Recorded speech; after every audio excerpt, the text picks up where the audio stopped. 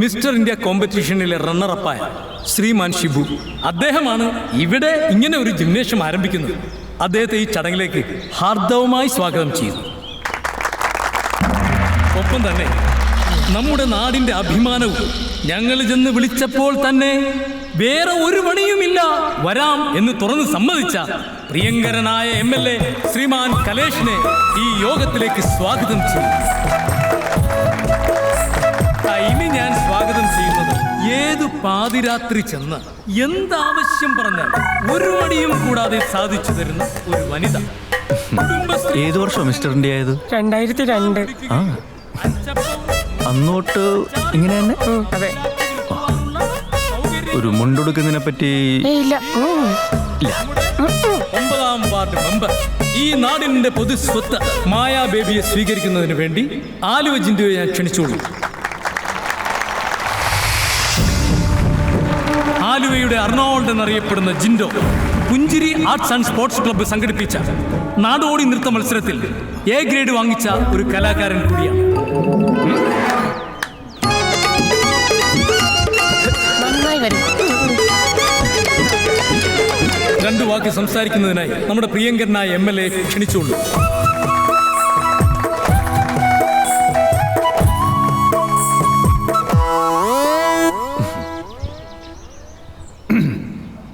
പ്രിയമുള്ള സുഹൃത്തുക്കളെ, സഹോദരി സഹോദരന്മാരെ, നിങ്ങളെല്ലാവരും എനിക്ക് നൽകി വരുന്ന സ്നേഹത്തിന് ആദ്യം തന്നെ ഒരു വലിയ നന്ദി അറിയിക്കുകയാണ്. മനുഷ്യന്റെ ഏറ്റവും വലിയ സമ്പാദ്യങ്ങൾ ഒന്നാണ് ശക്തി, അല്ലെങ്കിൽ ആരോഗ്യം. എന്താ അവന്റെ ഒരു ബോഡി? കഴിഞ്ഞ ജീവിതശൈലി എന്ത് ബോഡി? അവനും ഞാനും തമ്മിൽ ചെറിയൊരു വ്യത്യാസമേ ഉള്ളൂ. അവൻ ഷഡ്ഡി ഇട്ടിട്ടുണ്ട്, മുണ്ടെടുത്തിട്ടില്ല. ഞാൻ മുണ്ടെടുത്തിട്ടുണ്ട്, ഷഡ്ഡി ഇട്ടിട്ടില്ല. വരുന്ന തെരഞ്ഞെടുപ്പിൽ ശക്തിയുടെ പര്യായമായ ആന അടയാളത്തിൽ നിങ്ങളുടെ വോട്ടുകൾ രേഖപ്പെടുത്തി എന്നെ വിജയിപ്പിക്കണമെന്ന് താഴ്മയായി അപേക്ഷിക്കുകയാണ്. നിങ്ങളുടെ അനുവാദത്തോടെ ഞാനിത് ഉദ്ഘാടനം. അത് മോളില ഇവിടെ കിഴക്കെവിടെ?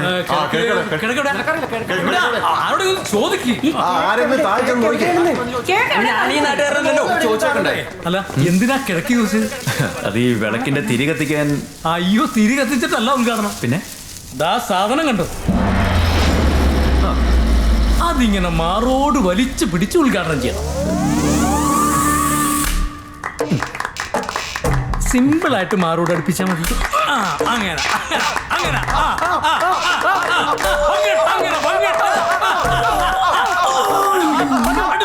മാറോട്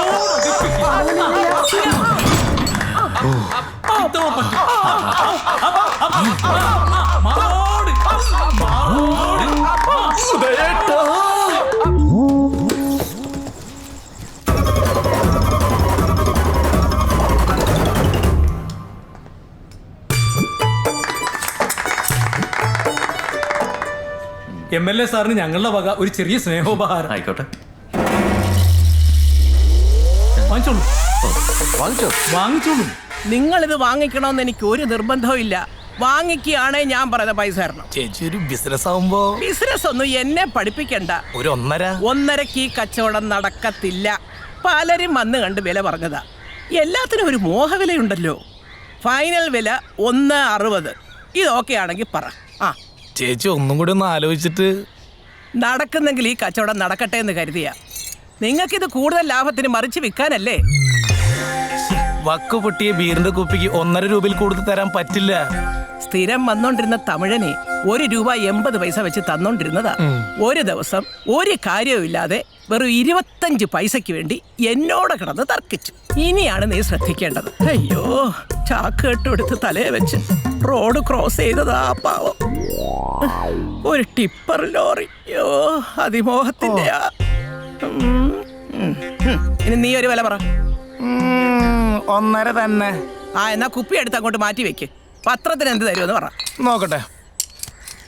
കള്ളത്രാസാണോടോ? ഈ പത്രം വിറ്റാലൊന്നും ഒന്നും കിട്ടില്ല അമ്മച്ചി. കോട്ടയത്തൊരു മാമൻ മാപ്പിളെ കേട്ടിട്ടുണ്ടോ? അങ്ങേര് പത്രം വിറ്റാ ഈ കാണുന്ന സാമ്രാജ്യം മുഴുവനും ഉണ്ടാക്കിയത്.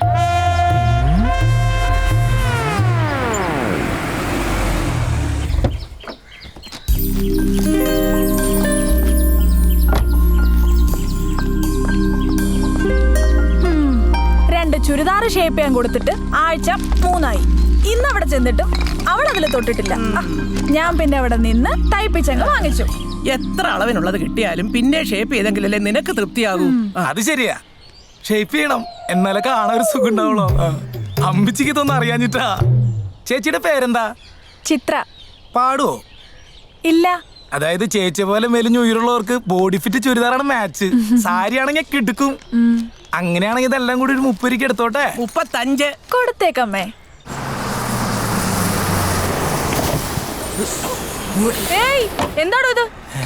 ഇതൊന്നും ഇതിനകത്ത് കയറ്റാൻ പറ്റത്തില്ല. താനങ്ങ് മാറിക്കേ. അത് തന്നെ മാറിക്കേ. മാറിക്കേ, മാറിക്കേ. ആ, സാറ് വാ, കേറ്. സാറുമാര് വന്നാട്ടെ. കേറിക്കൊന്നേ. Good afternoon. തണുപ്പ് ലേശം കൂട്ടിയിട്ടേ കിട്ടോ. മാക്സിമത്തിലാ. ഇതാണ് ഈപ്പച്ച മുതലാളി. അപ്പനപ്പന്മാരായിട്ട് മരത്തിന്റെ ബിസിനസ്സാ. പിന്നെ പുള്ളിക്കാരൻ ഇച്ചിരി റിയൽ എസ്റ്റേറ്റും വണ്ടിക്കച്ചവടമുണ്ട്. നിങ്ങളുടെ കൈവശം സ്കൂളല്ലേ ഉള്ളത്? അപ്പൊ ഡീൽ എങ്ങനെയാ? എടത്തലക്കാട് 90 സെന്റ് സ്ഥലവും സ്കൂളും. സ്കൂളിന്റെ കെട്ടെന്നൊക്കെ പറഞ്ഞ 10-60 കൊല്ലത്തെ പഴക്കമുള്ളതാ. പഴക്കമോ? അല്ല, അത് കൂട്ടണ്ട. സെന്റിന് 1 ലക്ഷം രൂപ വെച്ച് കിട്ടുന്നേ. 3 കാരിക്കോട്. പഴയ സ്കൂളെന്ന് പറയുമ്പോൾ പിള്ളേരിലും പഠിപ്പില്ലെങ്കിലും വിൽക്കാൻ ചെല്ലുമ്പോൾ നാട്ടുകാരെ ഇടപെടും. ആണോ? നമുക്ക് സംസാരിക്കാം. എന്തേ ഒരു സംശയം? അല്ല, ഇതൊരു സ്കൂളാണല്ലോ. അപ്പൊ എത്ര കുറവിന് കിട്ടിയെന്ന് പറഞ്ഞാലും തലേന്ന് പോകൂല. വിൽക്കാൻ ഭയങ്കര പാടായിരിക്കുന്ന സാറ് പറഞ്ഞു തന്നെ. അതെ അതെ. സാറ് ചായ കുടിച്ചായിരുന്നോ? ഇല്ല.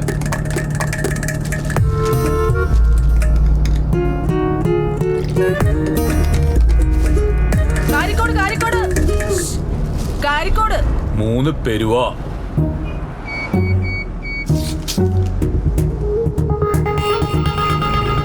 $90 ലക്ഷം രൂപയ്ക്ക് സ്കൂൾ വാങ്ങിക്കാന്നൊക്കെ പറയുമ്പോ മുതലാളിക്ക് ഒറ്റക്കൊരു തീരുമാനം എടുക്കാൻ പറ്റില്ലെന്നാ പറയുന്നത്. പാർട്ട്നേഴ്സ് അടക്കം ഒന്ന് ഡിസ്കസ് ചെയ്യണം. വല്ല തോട്ടം എന്തെങ്കിലുമൊക്കെ ആയിരുന്നെങ്കിൽ ഈ വിലക്ക് കണ്ണുടച്ച് നോക്കാമായിരുന്നു. അങ്ങനെ എന്തെങ്കിലും ഉണ്ടോ? ഞാൻ ബ്രോക്കറല്ല, എനിക്ക് വേറെ ബിസിനസ്സാ. അല്ല, അവർക്ക് ബ്രോക്കർമാർ വേണ്ട. അതല്ലേ ഞാൻ സായിപ്പാണ് കാലേ ചവിട്ടിയ നല്ല വേദന. കുറച്ച് വേദനയൊക്കെ സഹിക്കും മുതലാളി. അതേ, ഈ സ്കൂൾ നടത്തുന്ന കമ്പനിക്കാർക്ക് ഇപ്പൊ വേറെയും കോളേജുകളുണ്ട്. ഈ എഞ്ചിനീയറിംഗ് കോളേജ്, ഇല്ല പല്ലിന്റെ കോളേജ്, അങ്ങനെ പലതും ഉണ്ട്. അവരുടെ ഒരു ലേഡീസ് ഹോസ്റ്റലില് 2 ലാബറോറിനെ കൊടുക്കാൻ പോയപ്പോ അവരെന്നോട് പറഞ്ഞതാ, ആരെങ്കിലും ഉണ്ടെങ്കിൽ നോക്കിക്കോളാൻ. എനിക്ക് പട്ടിയുടെ കച്ചവടം ഉണ്ട്. പെരുവിറങ്ങാനുള്ളവർക്കൊന്ന് ഇറങ്ങിക്കേ. 3 വെള്ളൂര്. ഇല്ലാത്ത സമയം ഉണ്ടാക്കി ഞാൻ ഇവിടം വരെ വന്നത്. 10 പൈസയുടെ ബുദ്ധി ആവശ്യമില്ലാത്ത പട്ടിക്കച്ചവടക്കാരായിട്ടും റിയൽ എസ്റ്റേറ്റ് ഉണ്ടാക്കാനല്ല കേട്ടോടാ സാറേ. അടുത്ത 3 കൊല്ലത്തിനുള്ളിൽ 4 ടീച്ചർമാരാണ് അവിടെ റിട്ടയർ ആവാൻ പോണേ. പുതിയതായിട്ട് നിയമിക്കാൻ പോണ ടീച്ചർക്ക് ഒരാൾക്ക് 35 ലക്ഷം രൂപ വെച്ച് മാനേജ്മെന്റിന് മേടിക്കാം. സ്കൂള് നിങ്ങളുടെ കയ്യിലാണെങ്കിൽ ഒരാൾക്ക് 35 വെച്ച് 4 പേർക്ക് 1,40 ലക്ഷം രൂപ മേടിച്ചൂടെ? ഇപ്പം മുടക്കണത് 90 ലക്ഷം രൂപ. ലാഭല്ലേ? ഈ കച്ചവടം നടന്ന അവരൊരു പട്ടിയും കൂടി മേടിക്കാന്ന് പറഞ്ഞിട്ടുണ്ടേ. ഇറങ്ങുന്നില്ലേ? 3 വെള്ളൂര്. ഇത് വെള്ളൂരാ, വേഗം ഇറങ്ങിക്കേ. നമുക്ക് കാരിക്കോട് പെരുവഴി ഒന്നുകൂടി കറങ്ങി വന്നാലോ? ഈ കച്ചവടം നടക്കാനുള്ള സാധ്യതയുണ്ട്. തന്റെ കച്ചവടം ഈ ബസ്സിൽ നടക്കില്ല. താനൊക്കെ വല്ല ഹോട്ടലിൽ പോയി റൂം എടുക്കണോ? വെറുതെ മനുഷ്യന് പണിയുണ്ടാക്കാനായിട്ട്. ഇതൊക്കെ പതിവല്ലേ, അടുത്ത ബസ് വരുന്നേ. ഇതിനൊക്കെ പൈസ കൂടുതലാവേ? പൈസ ഒന്നൊരു വിഷയാക്കണ്ട ചേട്ടാ.